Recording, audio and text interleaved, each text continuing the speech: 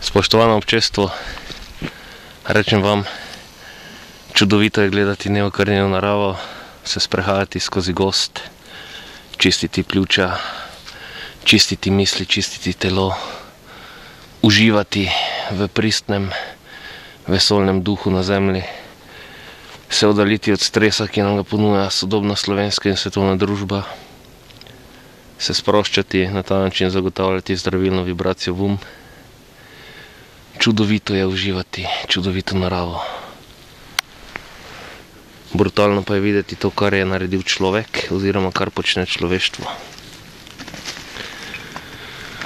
Prizori, ki jih vidimo, žal niso tukaj edinstveni, so prepogosti in človeku se postavi vprašanje, zdravemu človeku, kaj za ene mentalne programe ta smrdljiva drhava nosi v svojih glavah.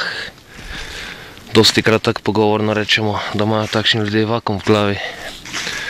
To je v takšnem primeru skoraj da želitev za izraz vakuum. To imajo v glavi, bi v prenesenem pomenu dejal črno luknjo. Tisto črno luknjo, ki zvezde požre, ne tisto, ki pripomore k ravnovesju v vesolju. Saj odpadke, ki jih proizvedejo, nonšalantno zložijo na traktor in jih zapeljejo tukaj v tako imenovano grabo v gozdu. Jih vržejo ven in meni nič, tebi nič. Ti odpadki morajo tukaj razpadati, propadati ali pa se zgolj skladiščiti. In večkrat v teh svojih ekoloških prispevkih omenjam, da dokler se duh človeštva ne ozdravi, ne utiri in ne spravi na tisti nivo, kjer bo tem ljudem jasno, da se to ne počne tako dolgo, bo vladala recesija, gospodarska kriza je posledica bolestne filozofije bolanih ljudi. In raziskave pokažejo, koliko let plastika potrebuje, da razpade. Raziskave kažejo, da se lahko podtalnico zastrupi, če se meče škodljive kemikalije, pa za to niti ni treba delati nekih dragih raziskav ali pa preveč intenzivnih, se to zdrava kmečka pamet pove. Ampak ne. Akcija Očistimo Slovenijo se je udejanila lani, 17. aprila. Nekaj datumov nazaj sem na Pop TV videl prispevek, da so odlagališča skoraj da ista ali če ne celo bolj zasedena. Tega odlagališča lani res da niso očistili, zato ker se to ljudem tukaj ne ljubi. Ampak je pa en takšen sinonim, naj bo to vseslovenski in tudi globalni sinonim za to, da se tako z naravo ne sme početi.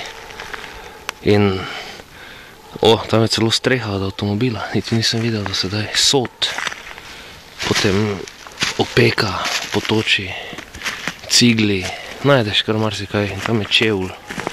Čevl, ki naj simbolizira tisti škorn, ki bi ga moral obuti in to vrstne ljudi nabiti, po domače rečeno, vrit.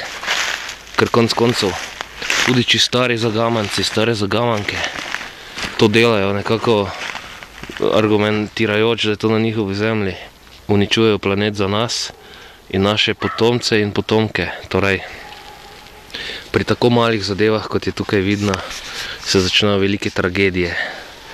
Niti si ta trenutek ne bom predstavljal raje, kaj se dogaja v Afriki, kamor vozijo strupene odpadke iz razvitih dežel.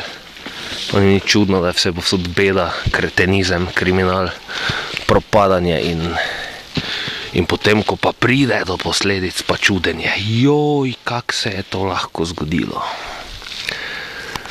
Kot vidite, sem ustrezno nabrit in nabit z zdravo mero agresije, kajti to so za mene kriminalci isti kot ti tajkuni, ki kradejo. Ali kradeš, ali uničuješ. Kriminal je kriminal, potem imaš samo različne segmente. Oboje pa uničuje. Tako da iz lepega sprehoda, kjer je možno uživati v neokrnjeni naravi, potem takšno divje odlagališče zabode v oči in naj bo tisti stimulans in brca vrit, ki da misliti.